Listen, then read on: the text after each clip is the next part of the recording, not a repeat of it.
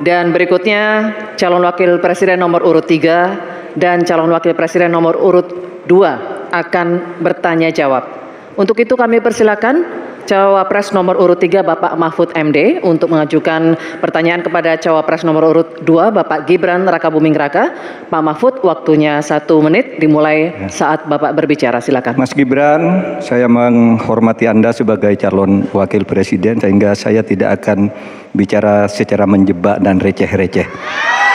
Saudara, pada tanggal 17 Februari 2019 dalam sebuah debat calon presiden itu Pak Prabowo mengatakan bahwa Pak Jokowi itu menyampaikan tidak akan mengimpor komoditas-komoditas pangan jika nanti terpilih presiden.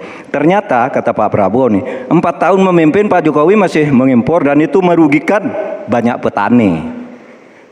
Nanti dicek ya bahwa itu pertanyaan Pak Prabowo ke Pak Jokowi saat itu. Pak Jokowi bilang tidak akan ngimpor.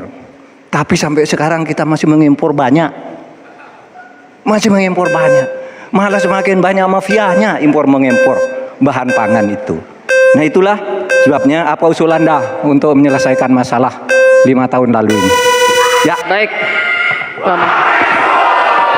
Cukup. Ini kami persilakan Cawapres nomor urut 2 Bapak Gibran Rakabuming Raka untuk menjawab. Waktunya 2 menit dimulai saat berbicara. Silakan.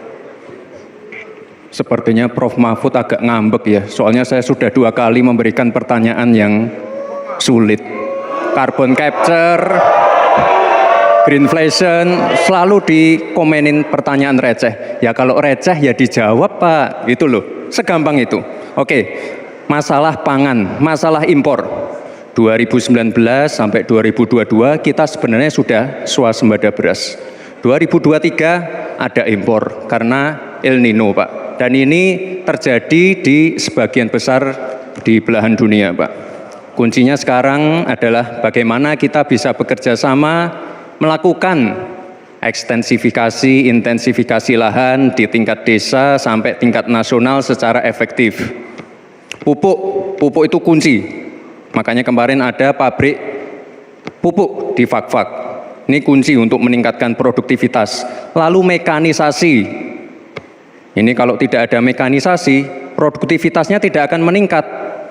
Ada combine harvester, ada RMU. Ini wajib untuk meningkatkan produktivitas sekaligus mengurangi food loss atau food waste. Lalu tentu saja kita harus menggandeng anak-anak muda. Misalnya di Jabar sudah ada program petani milenial, ya kita kesuburan tanah, pH tanah, keasaman tanah, penting sekali itu Pak. Lalu kita pakai drone untuk menyemprotkan pestisida. Jadi memang yang namanya food estate, lahan pertanian itu adalah program jangka panjang Pak. Jadi tidak bisa dijudge sekali panen, 2 kali panen, 3 kali panen. Panen pertama, kedua, ketiga itu pasti tidak pernah 100%. Ini yang petani pasti paham. Baru nanti panen ke-6, ke-7, ke-8 baru akan kelihatan seperti apa hasilnya. Itu Pak, terima kasih dan mohon maaf sebelumnya Pak. Waktunya habis, terima kasih.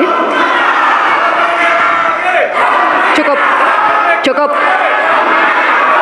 Bapak Ibu cukup. Baik, kita lanjutkan dulu. Saatnya calon wakil presiden nomor urut 3 Bapak Mahfud MD untuk menanggapi. Waktunya 1 menit saat Bapak berbicara. Silakan.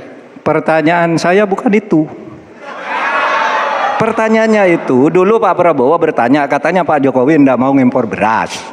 Lalu sekarang faktanya per hari ini catatan data ini harus dibaca ini. Impor kedelai 2 juta ton, susu 280 juta ton, gula pasir 4,1 juta ton, beras 2,8 ton, daging sapi 160 juta ton. Ini hasilnya seberapa dari hasil debat dulu yang tanggal 17 Juli itu. Perkembangannya seberapa? Semakin banyak nih angkanya. Semakin banyak impornya, semakin terdiversifikasi juga, diversifikasi juga impornya dari data ini. Nah, oleh sebab itu kemudian secara lebih mendasar, saya ingin menanyakan posisi Mas Gibran dengan penuh hormat. Posisi Anda sebagai wakil presiden, bagaimana tentang konsep Trisakti Bung Karno terkait kemandirian ini? Baik. Selanjutnya kami persilakan cawapres nomor urut 2 Bapak Gibran Rakabuming Raka untuk merespon tanggapan dari Bapak Mahfud MD. Waktunya 1 menit Pak, dimulai dari saat Bapak berbicara. Silakan. Terima kasih Prof. Mahfud untuk evaluasinya. Sekali lagi saya mohon maaf jika ada kata-kata saya yang salah. Tapi sekali lagi, ini harus kita evaluasi. Dan kita jangan memberikan narasi-narasi yang menakutkan kepada warga.